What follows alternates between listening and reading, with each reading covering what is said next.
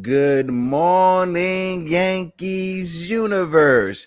KOD Nation, stand up, and you Degens, wake up and get your coffee. Welcome to a very exciting episode of the Yankees Morning Brew, because our guy, our man, number 99, made history last night as he tied Babe Ruth. And on top of it, yes, the Yankees were losing by 4 going into that 9th inning. Judge had that home run. The next 3 guys get on, and Big G himself, Giancarlo Stanton, or as the great Yankees radio announcer John Sterling says, Giancarlo no si po Capalo Stanton with the walk-off grand slam, as the Yankees were able to pull out a victory from the claws of defeat. Yes, very exaggerated I was this morning, but it was awesome, man. History right in front of our eyes. I got a little choked up last night while watching it. And then also too, you know, a little bad thing that I was watching, because I was driving, I was parking my car in the parking lot that we have up here, and that's when Stanton hit that grand slam, and I almost jerked back and hit the car that was behind me. But driving down Broadway as I was yesterday, when Judge hit that home run, I had to pull over to the side just to soak it in. Tears came to my eyes. I'm not gonna lie. Shout out to my guy Jason from 161 River Ave on his live last night. He said it. He was tearing up as well. This is why we do this. You know, for what Judge did last night, this is why we do this. To share these moments, not just with ourselves, but be able to enjoy it with other people that we know is going to enjoy it with us. Other Yankee fans, other sports enthusiasts. Let's see. Yesterday I was this morning walking through my neighborhood. Yesterday, I should say, walking through my neighborhood, one of the guys noticed me that started following me on YouTube, and he pointed out, like, listen, you guys are very, very knowledgeable. And thank you for the show that you put on every morning. And I had to catch myself for a second, because I'm just a regular guy. You know, I'm just walking my dog in the morning. I love the Yankees. You know, I joke around, love video games and stuff, but Lord have mercy. Like my man Keith Saunders says, Lord have mercy. It's so damn good to be a Yankee fan this morning. Yes, it is, brother.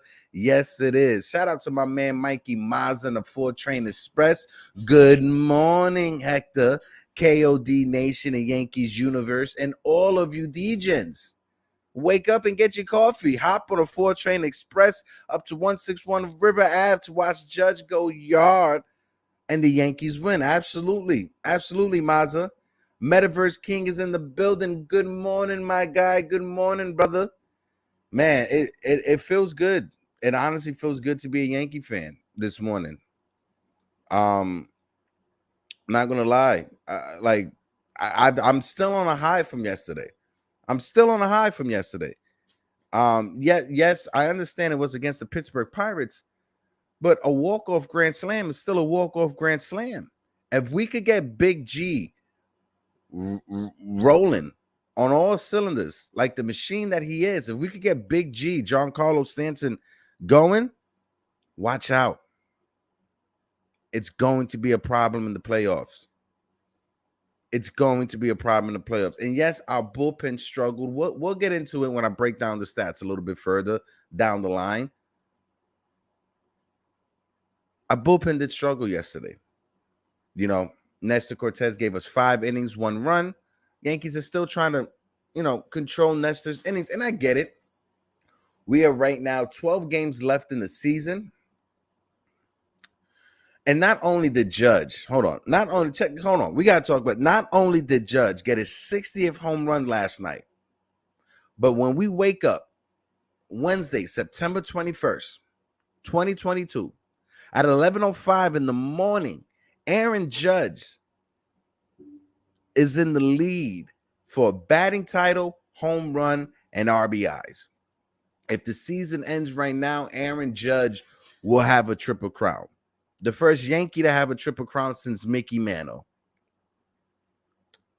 Judge is having a historic season.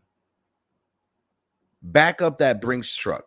The conversation is starting at $350 million. That's where the conversation is starting if I'm Aaron Judge. From his rookie season till now, I didn't expect him to hit 60 home runs. That rookie year, he was phenomenal. And it's kind of weird because he hasn't been fully healthy since his rookie year. He had minor injuries, got hit on the wrist, hit on the hand, little stuff like that. Nothing major. He's not getting elbows. He's not getting shoulder surgeries. He's not getting knee surgeries, back surgeries, none of that. Just little tanky injuries here or there, little calf pull, calf muscle, whatever. But for him to have a solid season of being healthy, 60 home runs. I know this is a contract year, but still, God, Judge is locked in. This is a different level of being locked in. I've never seen a major league player this locked in before.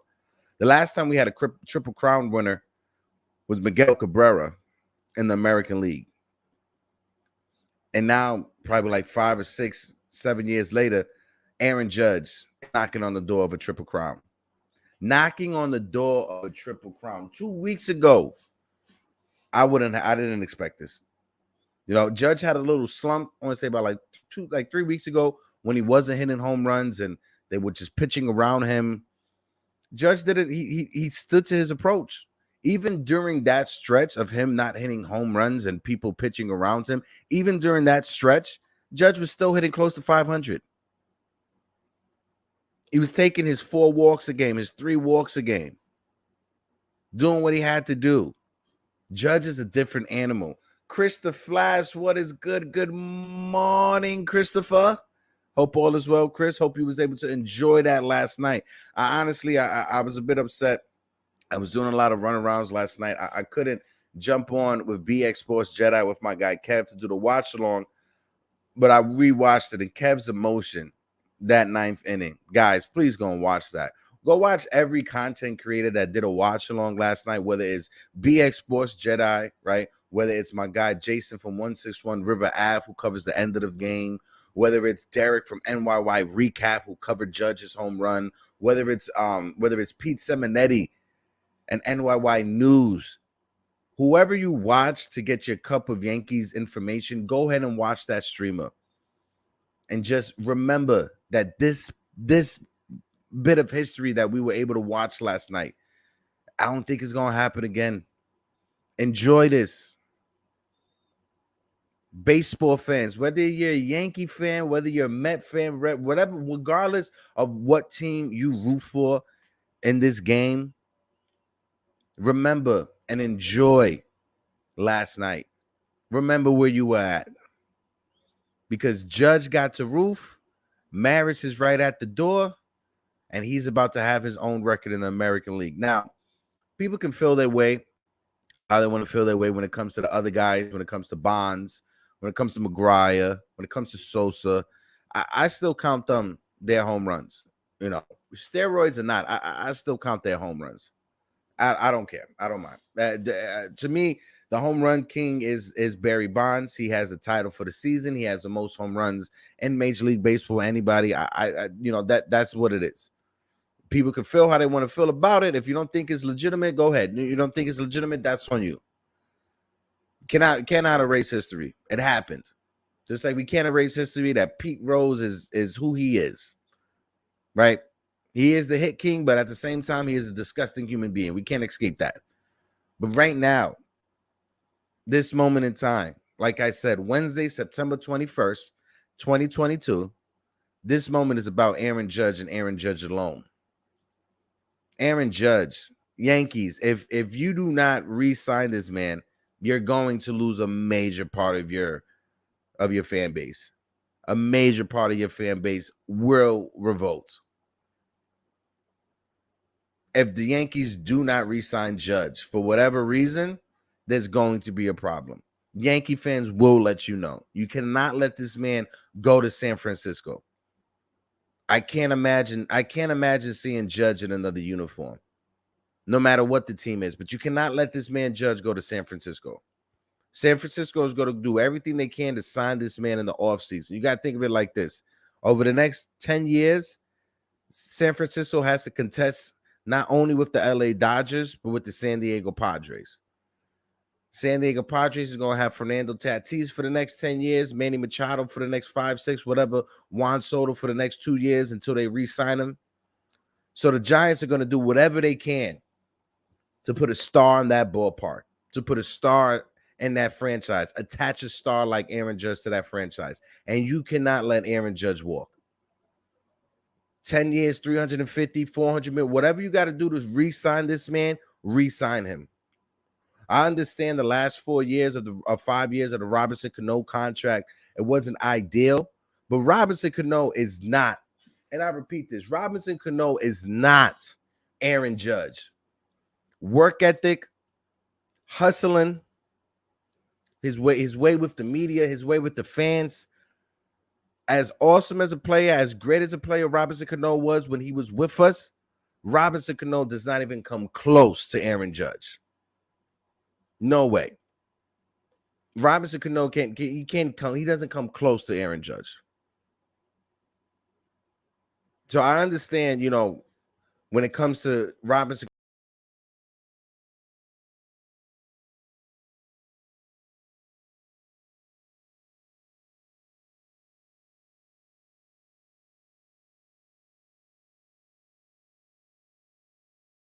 Baseball, he's the face of this franchise. You have to re-sign this man. And like I said a little while ago, right? Robinson Cano is nowhere close to the player that Aaron Judge is. So I understand you didn't want to re-sign. You didn't want to re-sign Cano, especially when Seattle came in. I get that. But there is no excuse this offseason. Because Robinson Cano is here and Aaron Judge is 100% right here. All the way up here. My man Christopher Flash said he deserves 8 years, 320. Maybe add a 9th year for 360. Yo, Chris, add in that 10th year for 400. Judge needs to get paid $40 million per. I'm sorry. Point blank, period.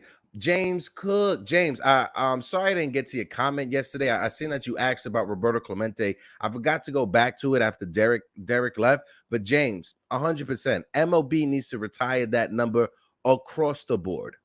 Across the board, they need to retire Roberto Clemente's number, James. And like I said, I do apologize not getting to that comment when you brought it up yesterday. I do apologize for that. I was sitting with it all day. It was messing with me. My anxiety was really through the roof because I didn't answer your question.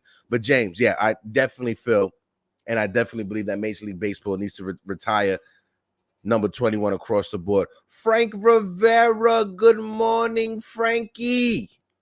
Frankie, seeing you on the live. What's up, Frank? Hope all is well. He said, good morning, Hector. Have a great day and a great show. Love how low-key Judge was after hitting number 60. Being they were trailing in the game, reminding me of Voit, who would celebrate even if, yes, Frankie boy. You hit it right on the head, Frankie. If you guys didn't watch that post-game conference with Aaron Judge, I implore you, go ahead and watch that post-game conference with Aaron Judge. Because even in the post-game conference, he stood the same as he's been all year. He hit that home run. And the reporter asked him, what was your first thought when you hit that home run? And the first was, he was a little taken back. I had to think about it for a second. But the first thing that man said was, I wish there was runners on base because we were trailing. I wish I did this earlier when runners were on base. Aaron Judge just wants to win. And even in the game that he hit his 60th home run, he still took his time to say, this goes to Big G.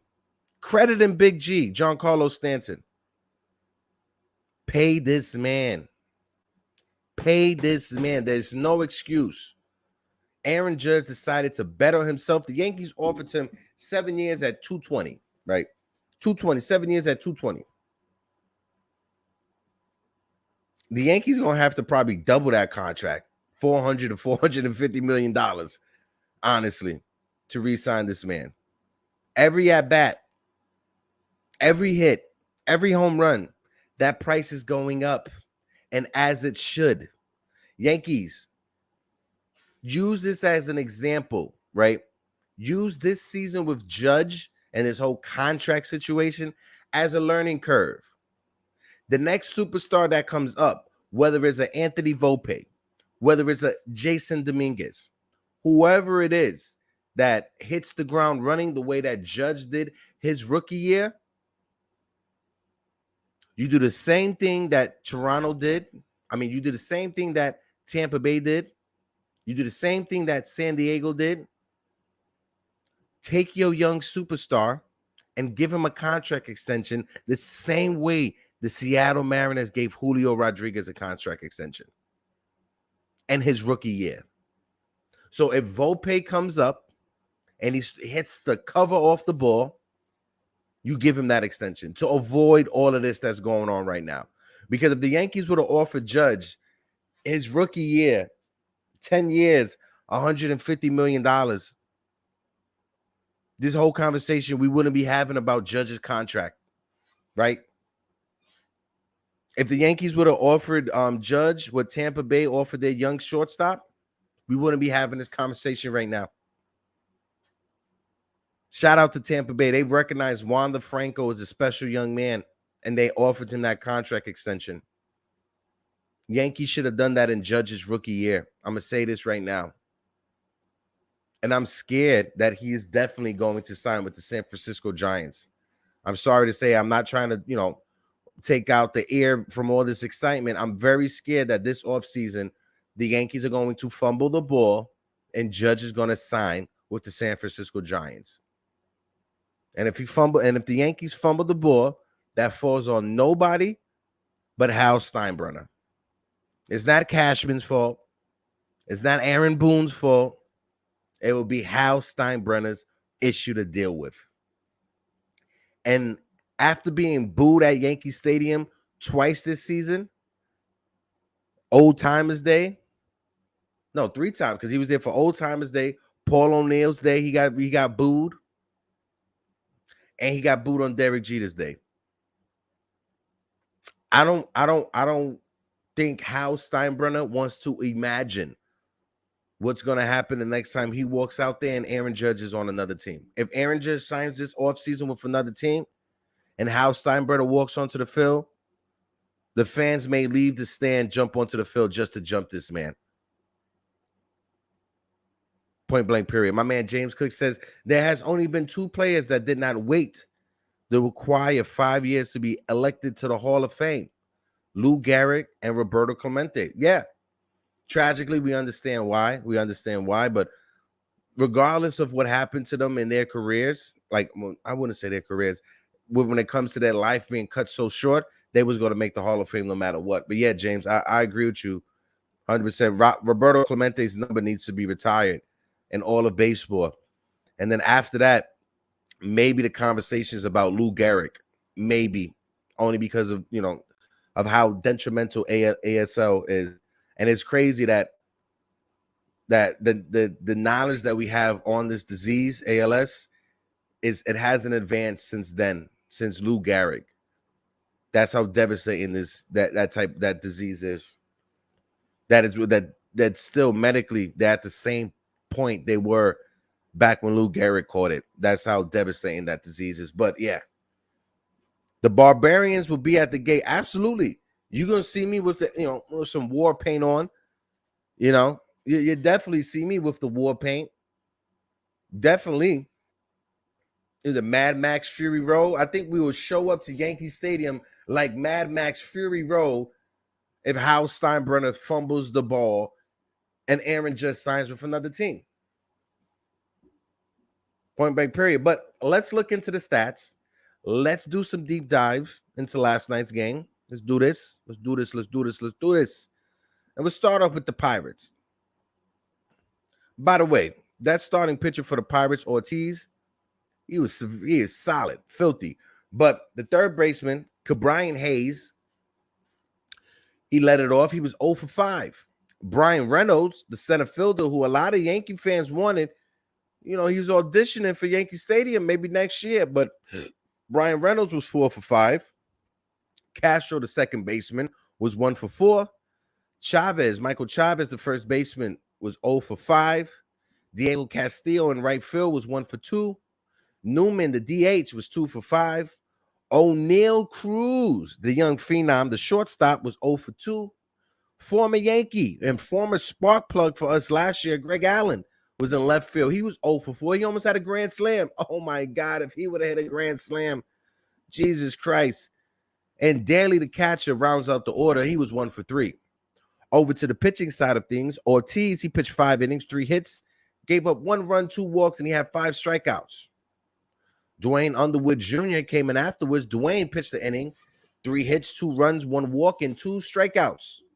Stevenson pitched the inning, 1 hit, 0 runs, no walks, and 2 strikeouts. Ramirez came in afterwards. He pitched the inning. No hits, no runs, no walks, and 1 strikeout. And Crow came in. Crow gave up the 60th home run to Judge. 4 hits, 5 runs, 1 walk, and no strikeout. Losing pitcher of record was Crow, 5 and 10. Now, this is what was interesting. Crow, right, is the great nephew of Red Ruffing, former Yankee. A former Yankee who played with Babe Ruth, if I'm not mistaken. So Crow, the great nephew of Red Ruffing, who played with Babe Ruth, gave up the 60th home run to Aaron Judge, who tied Babe Ruth. That's just sport. That's just baseball right there. That the weird thing about baseball, it has those weird situations where something like that happens. That's just the uniqueness of baseball. That's just the uniqueness of baseball. Now over to the Yankees side of things. Let's look at these Yankees. You got Aaron Judge, who led off the game. He was 1 for 4 with that home run in the 9th. Giancarlo Stanton, the Big G, was 2 for 2 with a few walks. Gleyber Torres is heating up. The second baseman was 2 for 4. Josh Donaldson as well. The third baseman was 1 for 3 with a walk. Oswaldo Cabrera, the right fielder, he was 1 for 4. One of those hits, it should have been a hit, 2 for 4, but they was given an error on that. Miguel Andujar in left field was 0 for 4. Isaiah kind of for left for the shortstop was 0 for 2. Kyle Higashioka, the catcher, was 1 for 3, and Marwin Gonzalez, the first baseman, was 1 for 4 last night. Over to the pitching side of things. Matter of fact, no, this lineup is messed up. I'm so sorry about this lineup. Nestor Cortez pitched 5 innings, 5 hits, 1 run, 2 walks, and 4 strikeouts. Ron Marinaccio pitched an inning and 2/3, 1 hit, 2 runs, 1 walk, and no strikeouts. Lou Trevino pitched a third of an inning, 2 hits, 1 run, 1 walk, and 1 strikeout. Johnny Lasagna pitched the inning in the 3rd, 1 hit, 2 runs, 2 walks, and 1 strikeouts. Clay Holmes pitched 2/3, 1 hit, 1 run, no walks, and 2 strikeouts. Aroldis Chapman, he pitched the inning, no hits, no runs, no walks, and 1 strikeout. The winning pitcher of record was Aroldis Chapman. Let's see. My man Christopher says, you know what I like most? He's hitting over 300 with a 60-plus homers. Yeah, I love that, Chris. 100%. 100%. The fact that Judge is hitting over 300 with 60 home runs in a time in baseball when batting average is not taking that serious. I think Shohei Ohtani is batting below 270, probably 265 if I'm not mistaken. But in a time, in a day and era where batting average is not, considered that much of a stat to go after, Judge is hitting 300. And the unique thing about this year with Judge, hold on one second, when it comes to Judge as well, right? Aaron Judge is hitting 316. right? The rest of the Yankees team combined is hitting 231. They have an on-base percentage of 311, a slugging of 393, and a WRC plus of 102. That's without Aaron Judge. That's the rest of the team. If Aaron Judge is not on this team is not even making the playoffs. It's not even making the playoffs, especially the way this bullpen has been looking recently. And this is something we're going to have to talk about. I may throw the link into the chat, have a few guys come on a panel just to start the open panel a bit earlier. But this is something we got to talk about. Our bullpen is struggling. That's why earlier when we was around the trade deadline and Luis Severino got injured, I said when Luis Severino comes back, I want him to be in the bullpen. I want Sevy closing the games. Because right now, I don't trust anybody. Our bullpen gave up 7 runs yesterday. And it was Marinaccio, Trevino, Loizica, and Holmes who gave up runs. Those 4 are supposed to be the 4 that we rely on to close out a game, especially Holmes. Lasagna has been pitching a lot better. Jonathan Loizica has been pitching a lot better recently. But he struggled finding the strike zone yesterday. Right?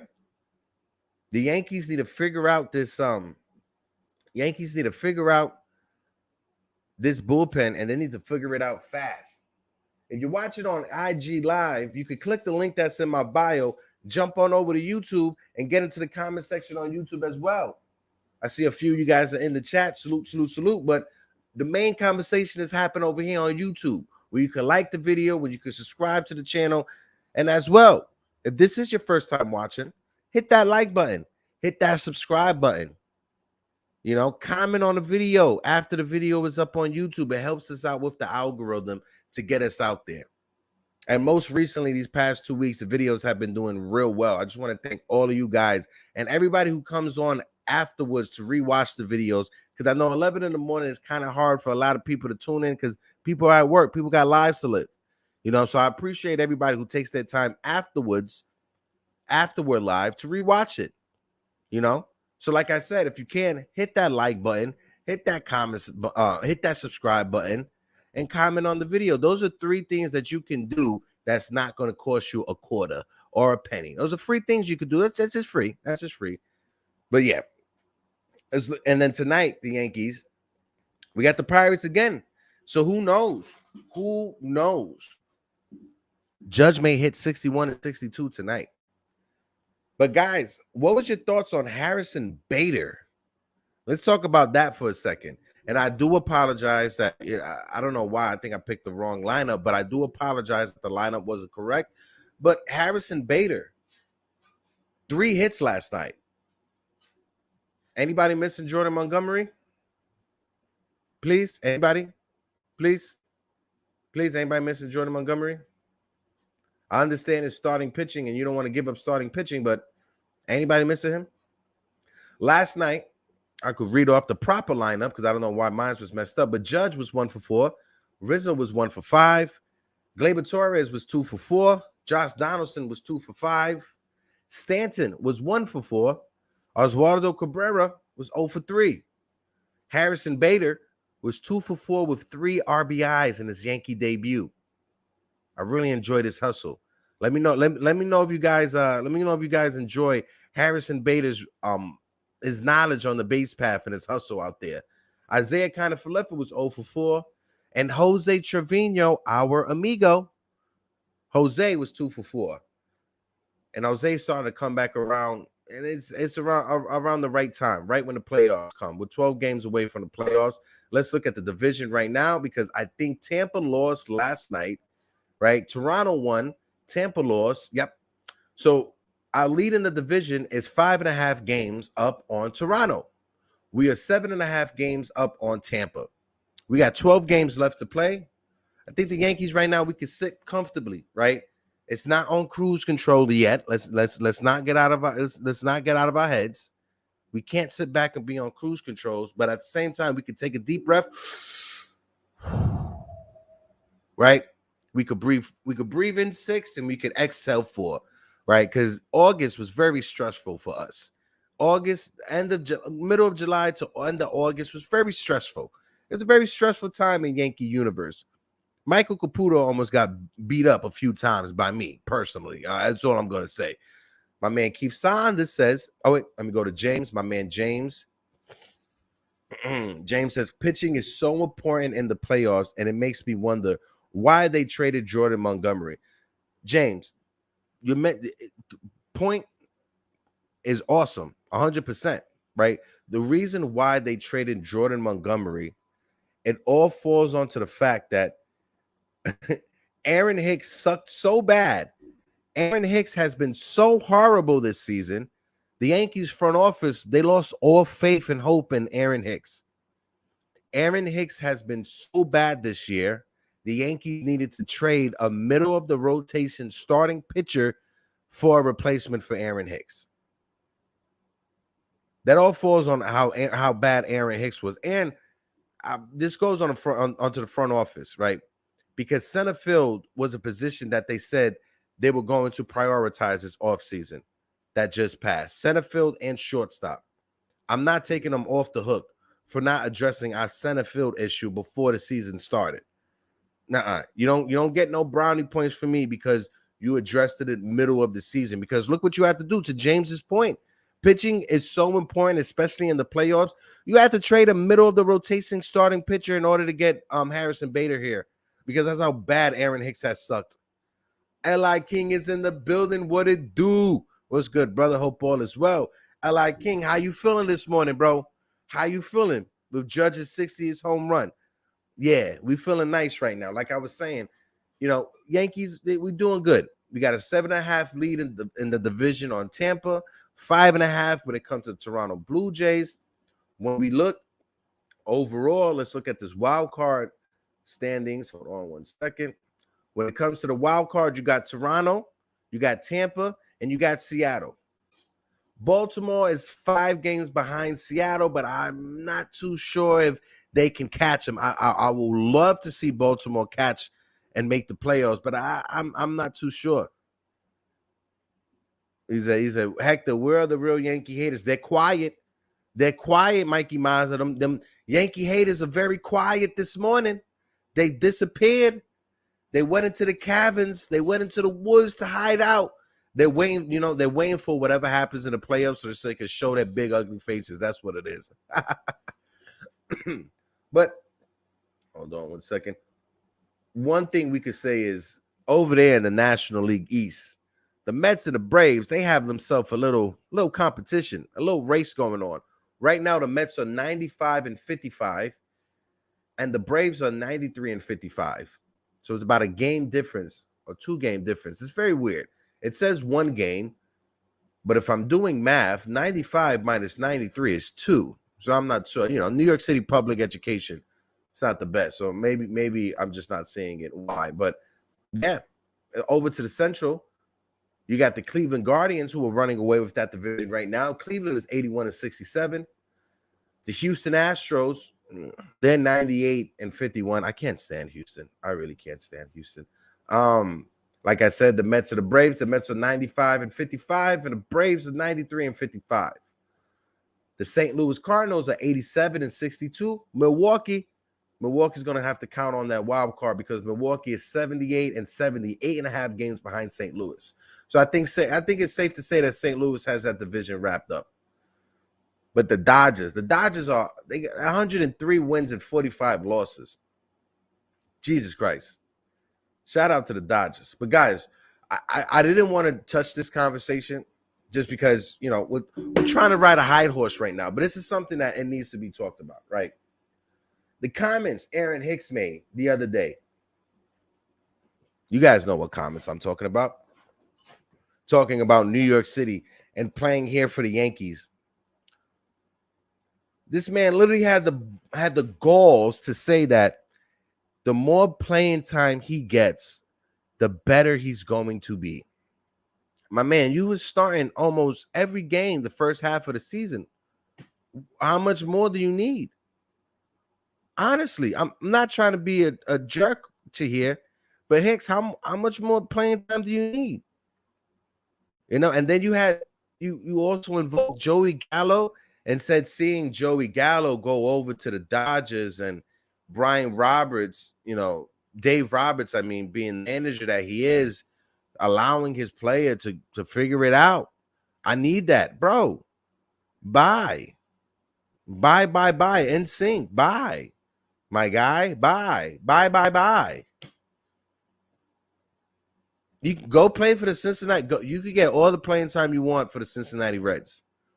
You get all the playing time you want on the Arizona Diamondbacks. Matter of fact, let me look at some of these last place teams and see where Aaron Hicks can find his playing time, right? Let me look on this real quick.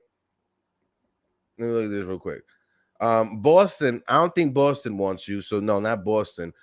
Kansas City or Detroit, you can probably find some playing time in Detroit. Kansas City would probably stay away from you. Oakland, I don't think Oakland gonna want you. Oakland, they don't even want to pay full prices for Doritos. But Oakland or Texas, maybe Texas, you could probably get some playing time in Texas.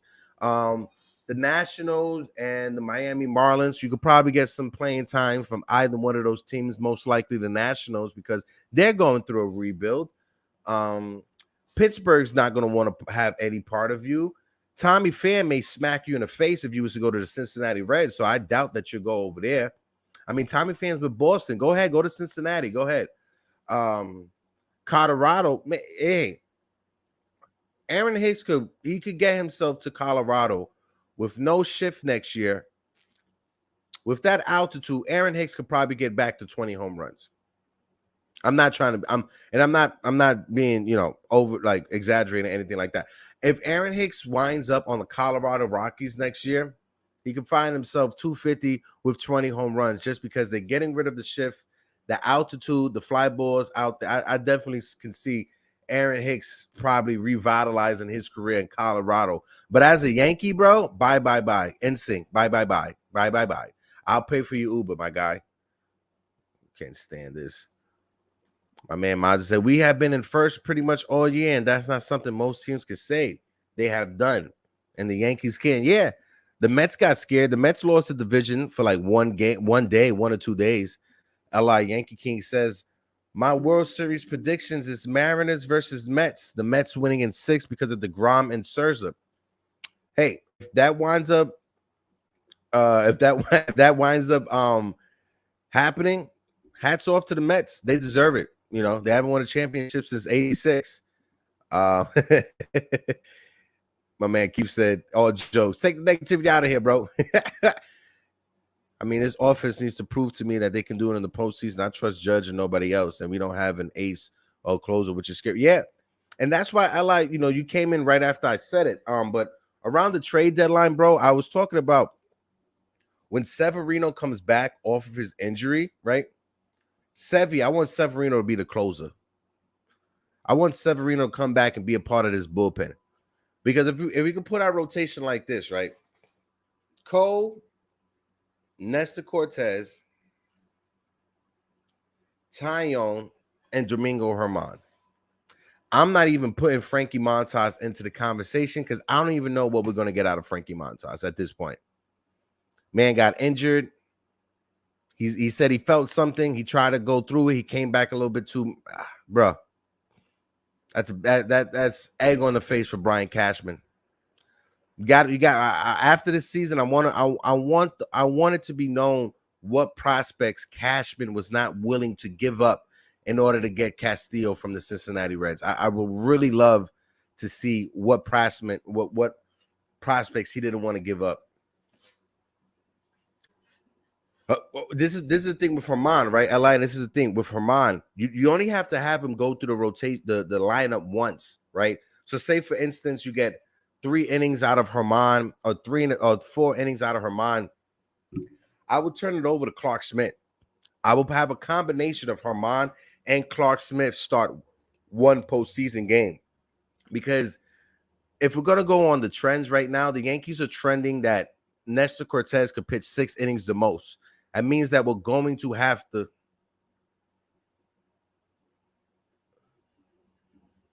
Wait, what? Did I say? I meant to say millions. My fault. Sorry, Steve. Yeah, 600 million. My apologies, Steve. When it comes to Domingo Germán, if we could do a combination of Germán and Smith for one game in the postseason, and then Nestor Cortez with the bullpen for another game, I think that's how the Yankees are going to put it. Let me see right here. Li Mariners, as in a Mariners fan. I like that. No. Li's a real Yankee king. Li's a real Yankee fan. Trust me, he's a real Yankee fan. It's going to take more than DeGrom and Scherzer. Listen, the Arizona Diamondbacks were able to ride the back of Randy Johnson and Kurt Schilling. So if there's any players in today's 2022 version of MLB baseball that are like that, that's DeGrom and Scherzer. Randy Johnson and Kurt Schilling got the Arizona Diamondbacks a championship. Yes, Luis Gonzalez or for Mariano in the ninth, we get that. But they were able to rise those two aces to a World Series title. And if there's any pitchers that could replicate that in this day and age, it's definitely Scherzer and DeGrom. I'm definitely not putting anything past them.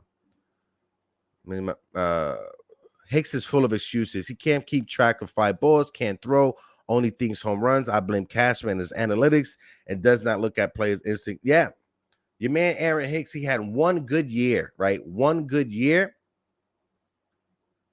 And they gave him a 7-year contract extension. That right there blows my mind. I understand that if you want to give him a 3 or 4 year contract extension, I get that. But 7 years? He had one good year. He had 28 home runs, if I'm not mistaken, or 26. He had one good season, and he wasn't even healthy for that season. I don't know. But yeah, the analytics, something has to happen with the analytics this offseason. I'm somebody, I love digging into the numbers. I love it. I love being able to dig into the numbers. Right? I play RPGs. Who doesn't love digging into the numbers? But sometimes you got to be able to balance it, because look at the hustle that Harrison Bader has, right? That hustle that he has, base running skills, that heart that he has, that doesn't show up in the analytics, right? Aaron Judge's leadership, right? The way he answers questions, that doesn't show up in the analytics. That don't show up in the analytics. As much as a jerk off Josh Donaldson is, that doesn't show up in the analytics. How much of a bad teammate somebody is, So they got to be able to find a middle ground of old school baseball and analytics. The perfect example is what Buck Showalter is doing in Queens. Buck Showalter, he's not turning away the analytics, but at the same time, he gets the final say. His gut gets the final say, 100%. Also has James. They also have Bassett as a third. Carrasco, Taillon. Yeah. I see your pitching. If you want to make it to the ALDS versus the Yankees, I have you guys sweeping the Yankees because Castillo, Ray, Kirby. That's gross and nasty for a rotation. You must be talking about the Mariners starting rotation. Yeah. But yeah, Steve, like I was saying earlier, right? I didn't mean to say billions. I meant to say millions. So I appreciate you for correcting me. But the Yankees are going back to making $600 million this year in profits. They had 6 to 7, 8 years straight right before the pandemic. Pandemic season, I think they was over 350 in profit from the stadium, 350 mil. Last year was 400. So it's on a trajectory of getting 500 over back to 600. So they have the money to spend on Judge. But the issue is not that they don't want to spend it on Judge. The issue is that if the Yankees and Steve Cohen and the Dodgers, if the top 3 franchises, right, they got the most money to spend, if they start opening up their wallets and start spending on these players, a lot of the other owners aren't going to have that same amount of money to compete with them, right? They're trying to keep costs down. They don't want these players to make all this money. So as soon as the Yankees come in and offer Judge a ginormous contract, or say, for instance, the Giants offer Judge $400 million, right? Juan Soto, and I said this yesterday, Juan Soto, he's not having the type of year that Aaron Judge is having. It's not even close. But Juan Soto was 23. When Juan Soto reaches free agency, whatever Aaron Judge signs for, that's the starting point when it comes to negotiations from Juan Soto. It starts right there. So that's why Juan Soto didn't sign a contract extension after he got traded to the Padres. because he's waiting to see what judges get. The same way how Francisco Lindor's contract set up everyone else after him, right? The way Bryce Harper contract set up Lindor's contract, like everything, it's all a domino effect. Every player who signs before sets up the next player going down the line.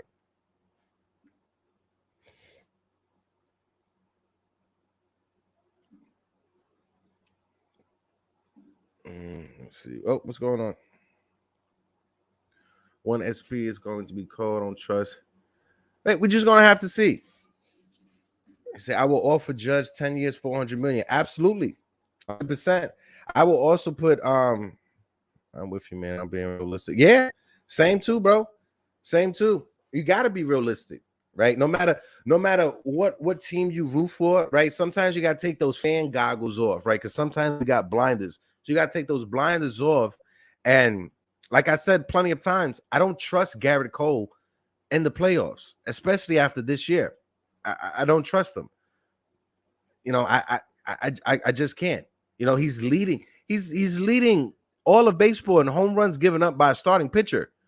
Who's going to trust that in a game 7 of a postseason series? I'm not going to trust it, but at the same time, I'm going to still root for my team. You know, that's still my team. If we're in that situation, I'm 100% going to root that team.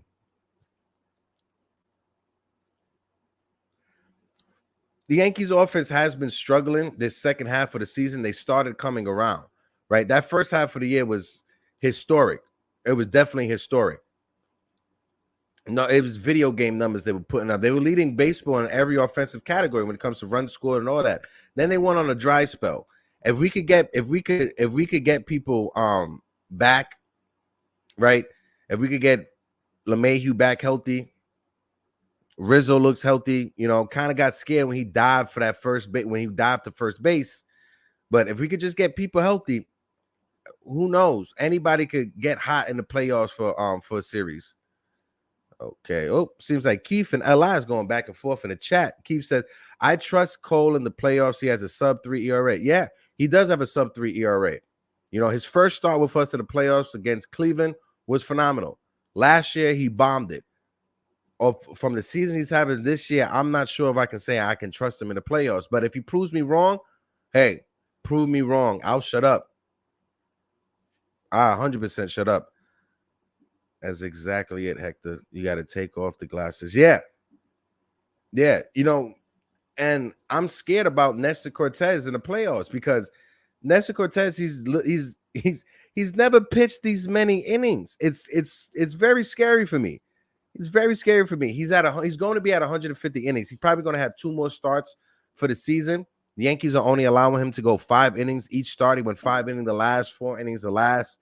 So they're being very cautious with Nestor Cortez going down the stretch, as they should, because Nestor Cortez has been our best starting pitcher this entire season.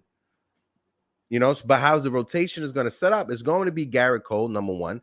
Then it's going to be Nestor Cortez. And then we're going to have to figure out if we're going to do Ty Young, then have a combination of Herman and Clark Smith from one game. So this is where the analytics needs to make their money.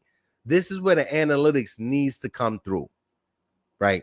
But I'm going to put the link into the chat. Let's start the open panel. Let's have a nice conversation, right? A few ground rules, right? Before we start the conversation, right? Let's be respectful to everybody. You know, everybody comes on the panel. Let's be respectful to everybody. If somebody is finishing a point, let them finish a point before you just jump in. I throw around to everybody who's in the panel so everybody will get a chance to talk. And as well, please be respectful on the platform. You know, Jigga Man and Nice Adhesion, they do love me, but they don't love me that much, you know, for me to just go crazy with these streams and open panels. So we do have big wigs. We do have some people that we have to play nice with. So please, if you're coming on the panel, let's keep it PG. You know, let's keep it a big G like Nickelodeon. So I'm put that link into the chat. You guys can come on and let's have a nice conversation for the next 15 minutes. Oh, look, Jigga Man right there listening with the LOL. Yeah, let's have this convo. Boom, boom, boom. But before we do that, look at this message and we'll be right back.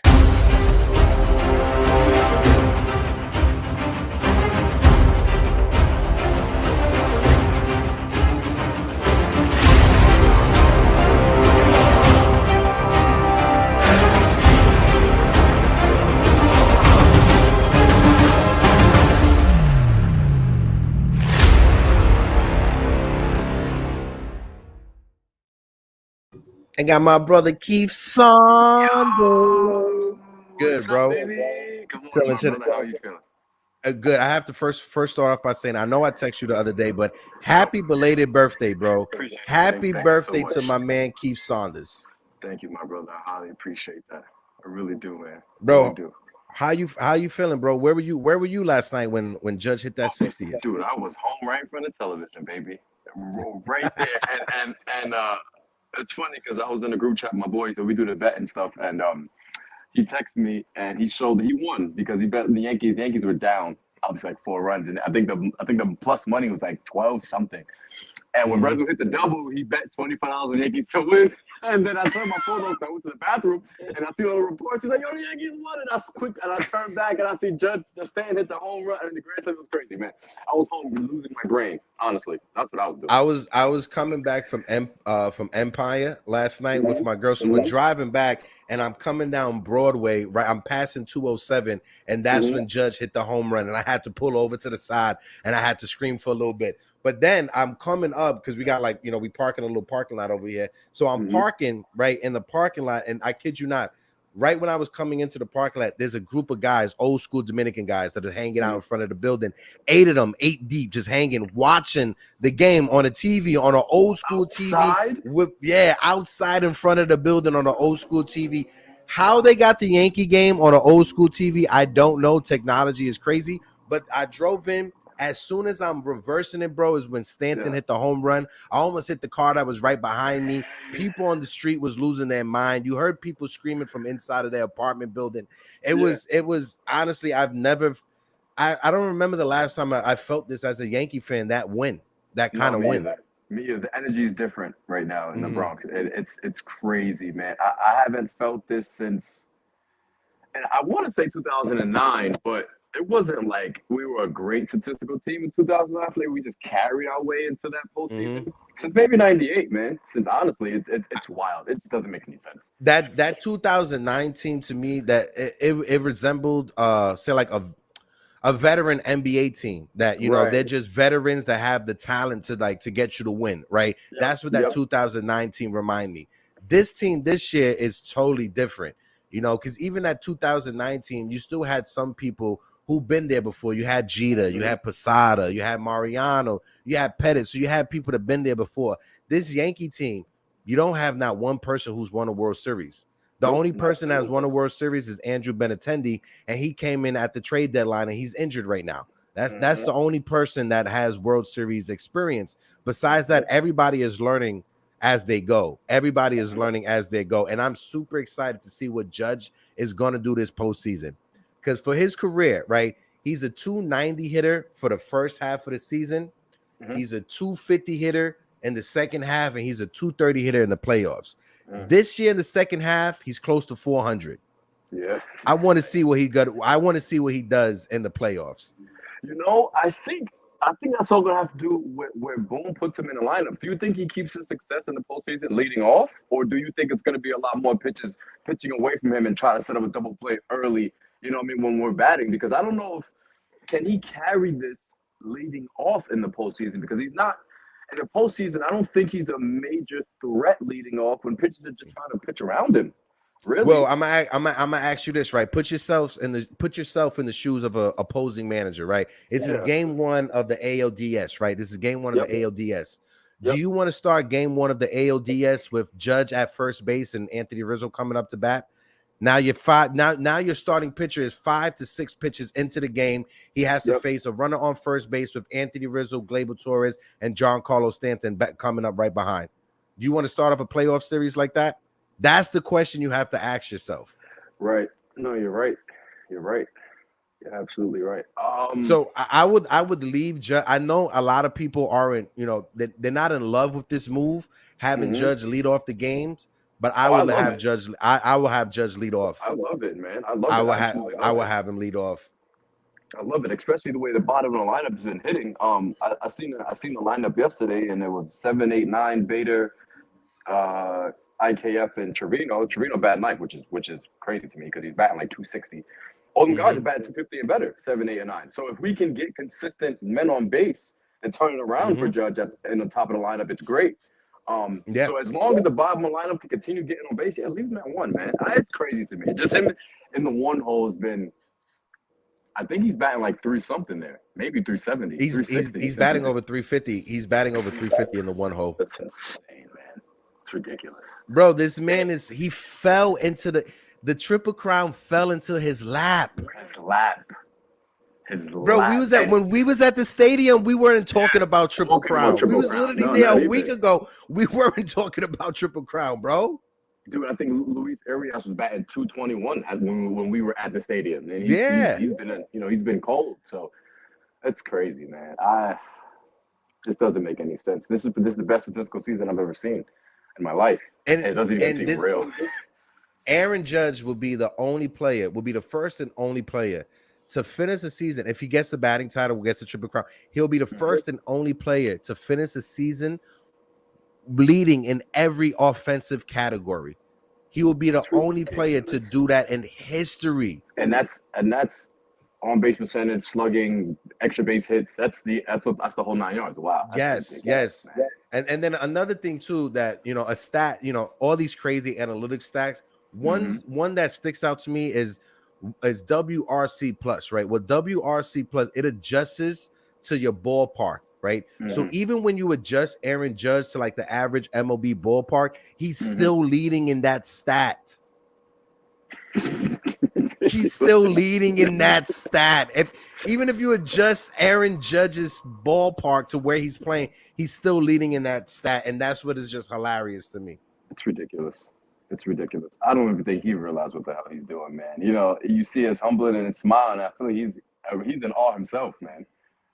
But perfect answers, bro. Like even this is credit to Judge and I get it. It's a kid that he is a kid that he went through the foster system, right? He was adopted by a family, his foster parents. So this is a kid that's probably been at the lowest of the low in society, right? To get to where he's at, too. Yeah, especially to get to where he's at. You guys got to understand, he started his sports career real late. That big body didn't start playing sports. Yeah, so 10th grade, 11th grade of high school is when he started playing football. And then when he got to his, I think it was, he got a scholarship for football, but then he went to Fresno State, like the community college, and he tried out for the team because he loved baseball. And he was able to, at a young age, not a young age, but at an advanced age where you're already supposed to know how to play the game is when he figured it out. And that's more impressive to me than anything else. Insane. That's absolutely ridiculous. It just shows you how brilliant, intelligent the man is outside of his big frame. His big frame is imposing, and then you automatically assume this guy can hit 60 every year or 30 or 50. And he's just a smart hitter, man. He's a consistent baseball player. Hats off to him. Protecting his body this year. He's been, I think, what has he missed this year? Seriously, less than a handful of games. He's maybe missed 5 games this year. He only missed that time because of the COVID scare. You remember because that was the only time he hasn't missed it because of injuries. It's been because of the COVID scare at the beginning of the year. But even with that, bro, that's why if you think about it, since he's been in the majors, right, this year and his rookie year were the only 2 seasons where he's been healthy, right? But the injuries he's gotten, they haven't been major injuries. It's not like he's getting shoulder surgery. It's not like he's getting knee surgery. He's not ripping lats. He's not ripping his oblique. He's getting, he had a calf strain. He got hit on his wrist one time. It's little injuries like that that's keeping him out. Shout out to my guy, DiCatrio, in the chat. Salute. But I hate to stare this because we're so happy right now. We're really happy right now, Keith. I'm on a high. I hate to stare this conversation, right? I hate to stare, but I feel that that Hal Steinbrenner is going to fumble the bag and fumble the ball this offseason. And Aaron Judge, I hate to say it, bro. He 50-50, 80-50 now. I was 50-50 before, but I think he's going to be with the San Francisco Giants next year, and it's going to suck. It's going to suck, bro. I'm not speaking into existence, bro. I just gotta be realistic. And NY Yankee King, I seen that you said you was at work, bro. Let me know whenever you're free from work and we can set something up that you could come on the panel. But go ahead, bro. Do you think this Frisco move happens regardless of the World Series outcome? If the Yankees win a World Series, Hal Steinbrenner is going to do what he has to do to re-sign Judge. Okay. because you have to at that point. Yeah, you have to. No, I feel regardless what happens, you have to re-sign Judge. But I just feel that the Yankees are just going to fumble the bag, and Hal's not going to want to pony up. Hal's not his father. Yeah, exactly. Hal is not his father. He's not going to pony up the money. That's why, when Hal passed away, the team went to Hank. It didn't go to Hal directly. It went to Hank. And as soon as Hank got sick, that's when Hal came in, because Hal knew he would have to take over for the team because of his brother's sickness. So Hal is not the same as his brother Hank or as his father. It's just he's not the same. He doesn't care about baseball as much as those two. Now, from a business point of view, he's a great businessman. I ain't taking anything away from that. But when it comes to being a baseball fan, I don't think he has the same passion like his brother and his father did. It's very interesting because the Catrio, you want to come on, baby? Hold on, let me put the link into the chat. The Catrio, got you right now, baby.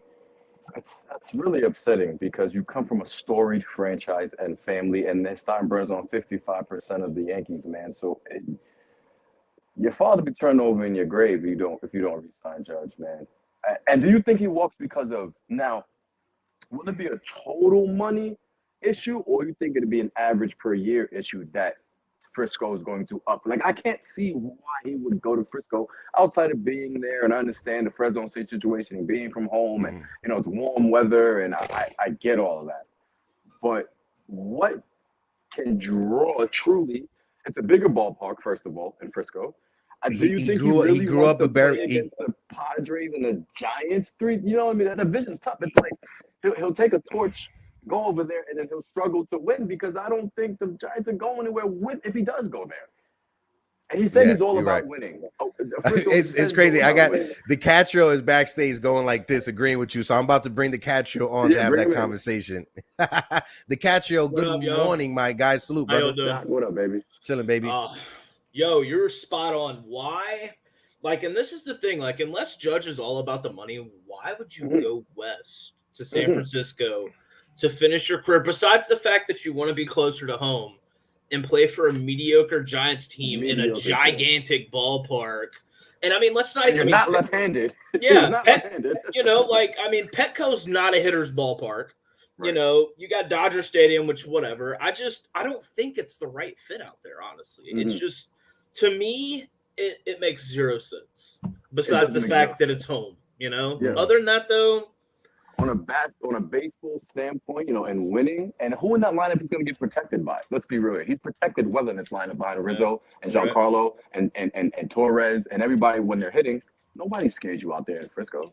No, you're not scared of You're not scared of Wilmer Flores. You're not scared. No, I am not scared of Wilmer Flores. No way. No way. I want to touch on last night's game, guys. Go ahead, baby. Look, y'all know me. I'm the resident Astros fan.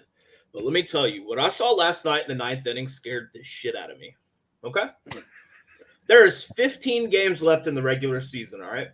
And we've seen teams like the Rockies in, what was that, 2007, when they won like 20-something games in a row. Yep.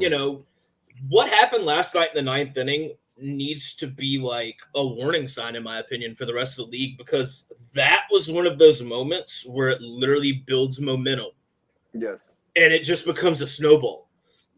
15 games left. And honestly, if you look at their schedule, they play a bunch of cupcakes. Yeah, and then the Rangers. And then the Rangers. And they're going to absolutely bully the Rangers in Arlington for 4 straight days and get them bats warm. That's terrifying, honestly, because, Stanton hitting that walk-off grand slam and then going to IG and posting stuff, I was like, oh, yeah, he's feeling it. Judge is mashing. That's terrifying, man. If the pitching gets a little loaded up, you could finally have that dream, November World Series in the Bronx, huh? That's it. Especially when it's against the Padres. You're down 4 against the Padres. You're like, whatever, roll over till tomorrow. Who cares? You know what I mean? Yeah. Shows no quit. I appreciate that in them, honestly. Yeah, to me, it's like I said it earlier, DiCaprio, to people who's watching this, regardless of your fandom, regardless of whatever team you root for, we got to understand, like, this is probably like the best season of players having that we've seen up close and personal. Like, I've never seen a player have this great of a season. Never. I've never. So I just want people to be able to just enjoy this. Let it happen and just enjoy. Miguel Cabrera's Triple Crown season was very exciting. But he wasn't as dominant as Judge is doing right now. And I'll tell you what, though, like, to that point, I think you're 100% correct, because in 03, when Bonds hit 70, 72 or whatever, like, they walked him so much that it was like it was either a walk or a homer, you know? And so it's like what Judge has done this year is incredible, because they walk him, but they don't walk him a ton.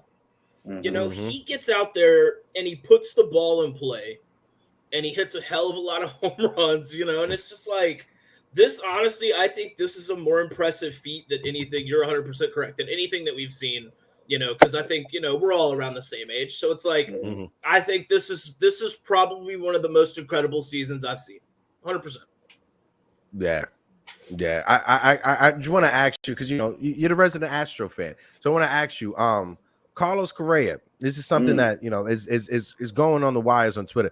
You think he's re-signing with you guys back in the offseason, this offseason? I think so, especially if the Yankees beat him. If we beat you guys, yes. No, you know what's funny? You know what's funny, though? I don't disagree with that thought process.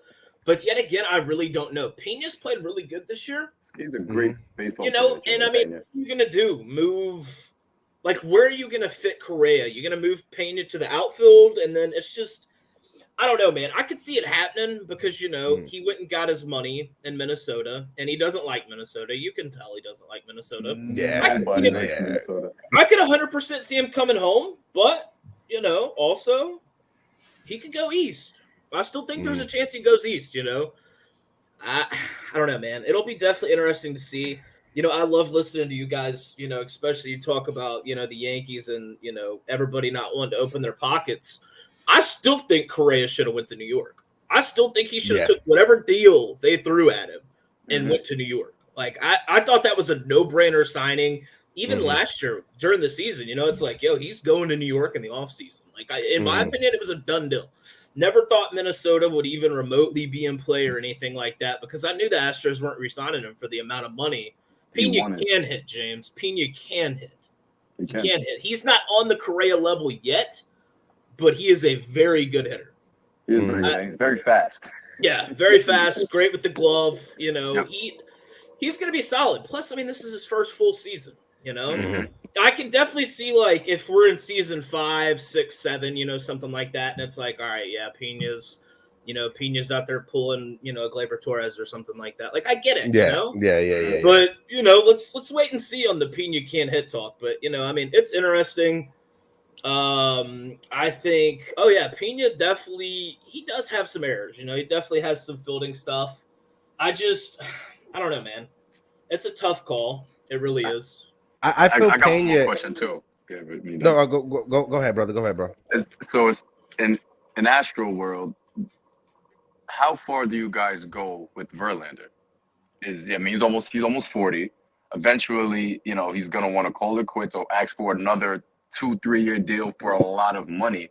Right. Do they go as far as Verlander takes them, or what are you guys gonna, like, go after DeGrom in the offseason? Like, what's gonna happen? You know what's funny is I don't think that they go after DeGrom. I don't. You know, Hunter Brown, we called him up in September. If you watch him and Verlander, like, overlay pitch, like, side by side, it's insane. I think they're about to put. I think Hunter Brown will probably be in the rotation next year, the starting rotation opening day. You know, McCullers is healthy. Yep. We'll see how that goes, but, you know, he could literally throw one curveball and his arm fall off again. You know, that's a good question. I think maybe Verlander. I think Verlander's eventually going to leave because, I mean, I think you're spot on when you say I don't think that they want to spend the money, you know, because, you know, Verlander, man. Verlander wants to get paid. Exactly. But I do think if he doesn't re-sign with us, I think he goes back to Detroit and just calls it a career. You know, I think that's his send off, you know, maybe go back to Detroit, because I don't see, you know, y'all were talking about him yesterday going to, you know, New York, and I was like, there's not a snowball's chance in hell. He hates New York. Yeah. You know, he hates the Yankees. It's one of those things, but like he won't be in the Bronx. Yeah, no, that too. But that's a possibility. How much is DeGrom about to get in the offseason? Like, that's Scherzer got 40. If Scherzer got 40. Now, this is a question though. Now, when it comes to DeGrom, the injuries, they scare you. So, are you willing to give DeGrom the same kind of contract that Scherzer got? Yes. Less years and higher Yes. AAV. Yes. Not a question. Copy. Not a question. Copy. And you know what's funny is I don't think there is not 30 teams out there. I don't give a damn what payroll you got that would not pay for DeGrom, in my opinion. Mm-hmm. You're absolutely You right. could send Jacob DeGrom to Pittsburgh and they'd pay that money. Yep. Mm-hmm. So yeah, no, that's how dominating he is. And you know what's wild is a couple years ago there was rumors about the Astros trying to trade for DeGrom, and it's like we didn't want to give up this, that, and the other, and it's like, yo, looking back on that now, should have just gave it all away. If that would have happened, I wouldn't be talking to you, bro. I think I would block you as a friend. But you know what's funny though is you're not wrong. It's just like, it was like the Garrett Cole effect when Houston got Cole. It's like, all right, we know Cole's a good pitcher, but what can he do? And then he went out there and dominated. Y'all gave him the absolute bag. They banned Spider Tack, and now here we are. But with the Spider Tack thing, right? I think that got a little bit blown out of proportion and stuff. And no, I know, but I can say now, if you guys have watched games, and Keith, me and you, we was at the stadium, we was pointing it out.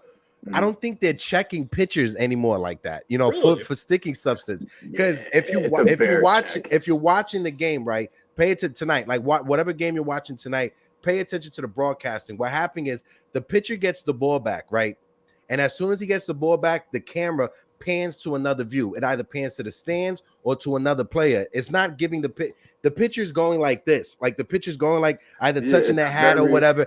And as soon as it cuts back is when he's ready to, all right, yes or no. So they have a little 3 to 4 seconds that they don't show the pitcher touching his hat or touching the back of his pants. So they're hiding it very distinctly if you're watching it from home. If you're at the stadium, you notice it at the stadium, right? You had the guy from Cleveland who was like literally like going through his head, touching the dirt, going through his head, touching the dirt. The guy last night from Pittsburgh, his locks, you seen it when he was like he got the ball back, he went into his locks, like right underneath where he has the ponytail. Like you could tell it's not as flagrant as it was before, but I think they come around to allowing pitchers to get some type of grip on the ball. Yeah, and you can tell even when sometimes you'll notice regardless reliever or starter, watching they come off the mound and they're switching into innings. It's barely even a check anymore. Like some pitchers, they forget. Umpire calls them over and they scurry really quick. It's like they look at the hand for 2.5 seconds, they put it away to go back in the dugout. It's not one of those. Remember the clip, the meme that Scherzer pulled his pants down and untucked his jersey and stuff. When they were doing it. It's not that serious anymore. You know what I mean? They're just like, okay, we'll go back to the dugout. I tell you what, though, there's something I want to talk about because MLB they got the rules for next season, and what's the pitch clock like? Is it 25 seconds or something like that? It's 15 seconds regular, but if there's a runner on base, it's 20 seconds. Are they going to do that in the postseason, though? You can't do that in the postseason. I would say extended, right? Instead of 15 seconds, make it 20, and with a runner on base, make it 25 instead of 20. Because let's be honest, like when Boston and New York used to play all the time, in the playoffs, and you'd have a reliever throw 3 pitches and then mound visit, 2 pitches, mound visit, like the chess match, the minute and a half between pitches. Yo, I want to see that. Like, I don't want to see a 2.5 hour, playoff game. Like, give me the long drawn out, playoff games. That's been something that's been real heavy, like on my mind lately. It's like, yo, how's that going to work in the playoffs? But that's pressure. Back in the days, that's why the Catrio games used to finish at like 1:30, 2 in the morning, 2:30. David Ortiz hit that home run in extra innings. That was like 2:30 in the morning, like in the 12th inning. Yep. Yeah, I was in high school, supposed to get ready for school. Yep. I didn't go to school the next day. I was too much crying. The cat. What do you think though, bro? D, about the rule changes overall next year? You spoke about the the clock, the pitcher clock. What do you think about the bases getting bigger? The base is getting bigger. I actually kind of like, because if you look, there's so many bang bang plays that probably shouldn't be bang plays. And especially with the bases getting bigger, I think that'll make the game quote unquote more exciting. The shift, banning the shift, making people Thank be on both sides of God. the bag in the And two, play dirt. defense. Man, the amount of hits we see next year. Mhm. I think honestly we see somebody above 350 batting average next year. I'll tell you that right now. I'll throw it over to Keith right after this, but I think even Oh, especially Jordan Alvarez. He's probably gonna bat how 40 next year. oh yeah, definitely. But this is the thing now. Yes, you have to have two infielders on their side of the second base bag. They cannot touch the outfield. But that doesn't stop a manager from pulling in his right fielder or his left fielder to play in between those two position players and only have two outfielders. So you could still have the switch technically, but it would just make your outfield just two outfielders. I think the problem with that though, like I definitely get that. So what would you do? Like for instance, with the Jordan, you've got second, first, you bring in your right fielder up to play that little middle area, and then what are you doing? Sliding your center fielder around to deeper right field To and moving your left right fielder center to the field, center? left center field. Okay. But it also leaves the opportunity for more inside the park home runs. Now you're Absolutely. leaving that little extra. Now managers are going to have to be strategic with it. You're not going to be able to do it on every hitter because not every hitter is going to pull it that way, right? You're going to have to save that for those type of hitters that are known to be pull hitters like that. I tell you what they should have done maybe instead of just completely just abolishing it. Maybe make it like 3 times a game. Something like that. Like like I did a mound visit. You get like 6 mound visits. Give 3 shifts a game is what you probably can get. Yeah, no, I think 100% that would have been a decent give and take situation there because I mean, in certain situations a shift would be very beneficial. So, 100% James, I agree. No shift will affect the game the most. Yeah. I mean, pitch clocks, guys will get in their rhythms and their rotations. Joey Gallo is going to be a 300 hitter with no shift. Oh God, Joey Gallo. Y'all should have kept him for 1 more year. You know what's wild though is he's been raking in LA. He's got a higher batting average and has been more productive in LA than Juan Soto in San Diego. Yeah, that's true. Yeah, that is true. That's true. That is true. Has been bad. Yeah. That is true. It's wild, man. And there's no pressure. They're like 103 and 48. No pressure on Joey Gallo. Yeah, he gets to be he gets to be himself as well. He doesn't got to shave. That California weather. He gets to be himself.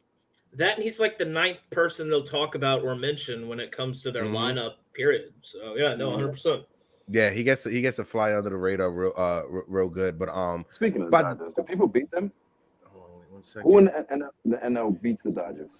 Anybody. They're guaranteeing trip to the World Series. No, they're not. They're not. Anyone because that injury they had to that starting rotation. The injury, yeah.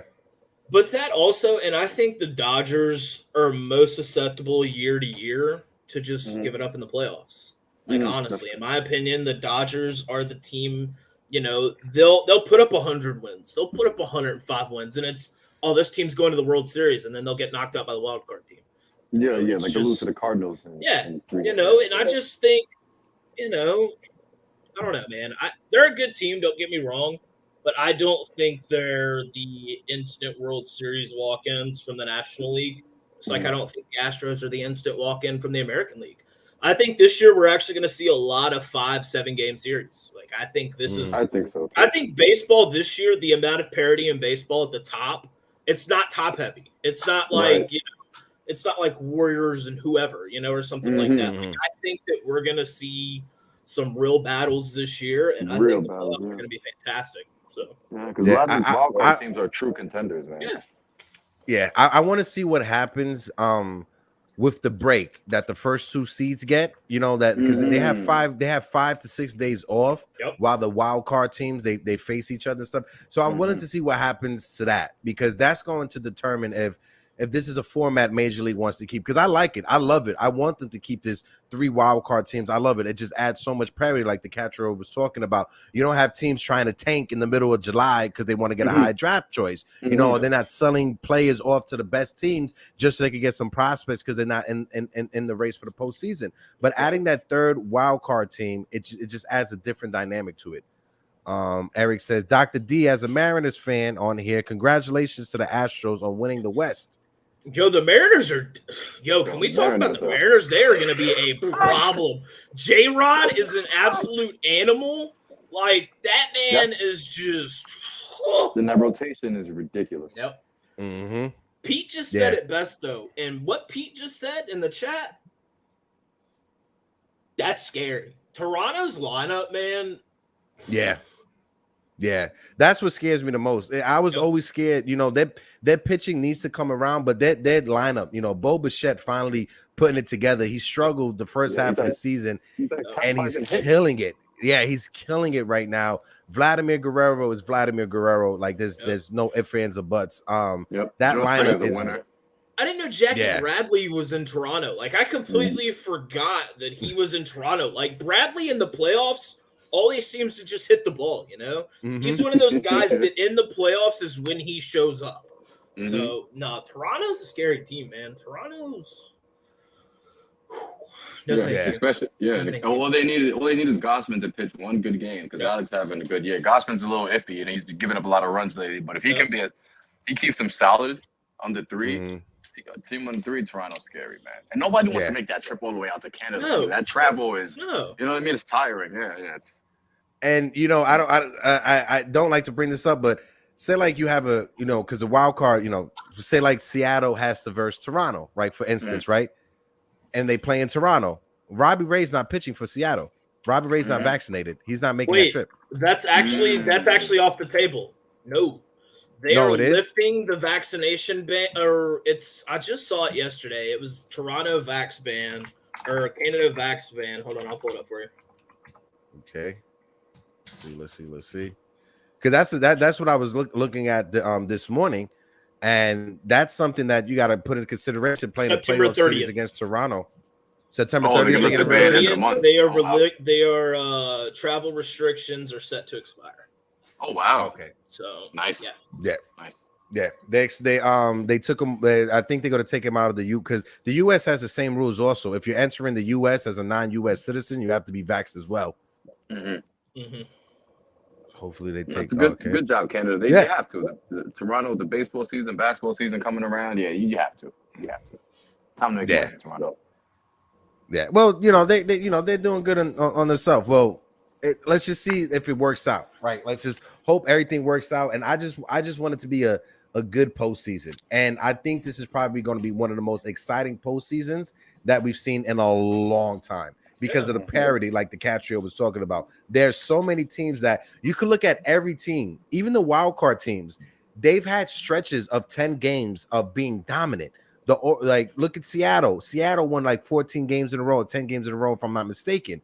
Right. Toronto as well went on a 10-game stretch, was phenomenal. Tampa as well. So every team in the wild card has that ability to go off for like a 10-game hot streak. So and that's what's scary.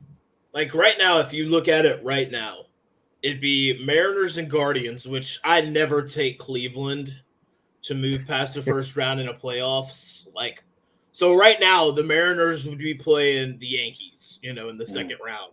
And Rays, Blue Jays, honestly, neither one of those teams, besides the Blue Jays bats, I mean, the Astros just obliterated the Rays the last 2 games, so I'm not really worried about that. But it's like in the National League, y'all are in New York. What's the sentiment with the Mets? I mean, they made the playoffs fantastic, but are the Mets really a good team, or did they just start really hot? No, they're a good baseball team, man. When they're healthy, they're good baseball team.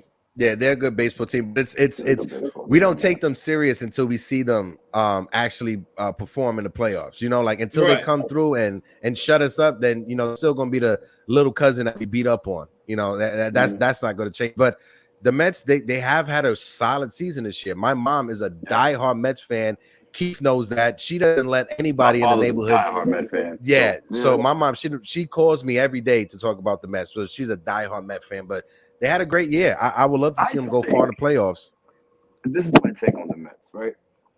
Winning a division is going to more or less paint out how they make it to the World Series. Because if they end up losing the division to the Braves and they have to go on the road on the wild card and start Scherzer and DeGrom a little bit earlier than they want to, because you really don't want to pitch those guys in a wild card series, but you have to because you have to advance. So now it makes it a little tougher on them to probably face a team like who. So right now, what it's looking like. So if the Mets don't win the division, they'll host. They'll host the wild card round, and they'll probably play the Padres because it's Philly, Cardinals, Padres at either whoever loses the division in the AL East. Yeah. So that means they'll play Atlanta in the next round. No. So what'll happen is the number 2 seed, whoever wins the the NL East, will get Philly's Cardinals winner if the season ended today. So it'd be the 3-6 winner. And then the Dodgers would get either, Mets, Braves, or Padres. So could you imagine the Mets not winning the division, and in the first NLDS, it's Mets, Dodgers? Mets, Dodgers, and they can't pitch Scherzer or DeGrom against Clayton? That's what I'm saying. It's going to be tough for them. Yeah. They have to win this division, man. They have to win this division. Yeah. Yep. They have to. Utilize that pitching staff. They have to. And somebody in the chat said earlier something about they just have those two, DeGrom and Scherzer. That's all you need. I pointed back to the Diamondbacks in 2001. They rode Randy Johnson and Kurt Schilling to a World Series. They won a championship just with those two aces alone. Madison Bumgarner when the Giants won, and Mad Bum pitched. I think Mad Bum pitched every single game. Yeah. Yeah. Bro coming in and closing out the clinching game. It's like, dude, didn't you just pitch yesterday? But Madison Bumgarner, he's an animal himself. He's different. If you guys haven't gone to see Madison Bumgarner in the offseason, he uses a secret name so he could do bull wrestling. Yeah. Like, this man wrestles bulls and he uses a fake name to do it. This man is insane. Madison Bumgarner. He's literally the human embodiment of the Sasquatch, of a Sasquatch is Madison Bumgarner. Nope. But yeah, we're gonna dip off now. DiCaccio, I appreciate you, bro. I want more of these, bro. Especially when the postseason's coming up. Let me know. Literally, all you gotta do is send me a DM. Send me a DM. Copy.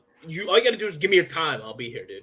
Copy. You in the Discord, so I message you in the Discord. We connect in the Discord and stuff like that. Keith, as well. Always love you on here, my brother. Love you, peace to everybody who came on. And as well, guys, do not forget, we are watching History in the Making. History is in the making. Please, if you guys could DVR the next few at bats with Aaron Judge, do what you have to do. But shout out to everybody that's in the chat. My man Pete, salute. Of course, Chris the Flash, salute. Eric Wallace as well. Thanks for stopping by, Eric. James Cook, James, you're always welcome for the conversations. Steve, my man Steve, anytime you want to come on the panel, brother, come up on the panel. I forgot we got those 3 games to end the season with Texas, which is weird. That's why I was just looking at the end of September. But yeah, Steve, anytime you want to come on the chat, you're more than welcome to. I appreciate everybody who tuned in. NY Yankee King, of course, my man Jigga Man Porto, everybody from the Knights of Degen. Guys, please enjoy the game later on tonight. It's going to be magical, and just remember that history is happening right in front of our eyes. I am Hector, host of the Yankees Morning Brew, and peace, baby.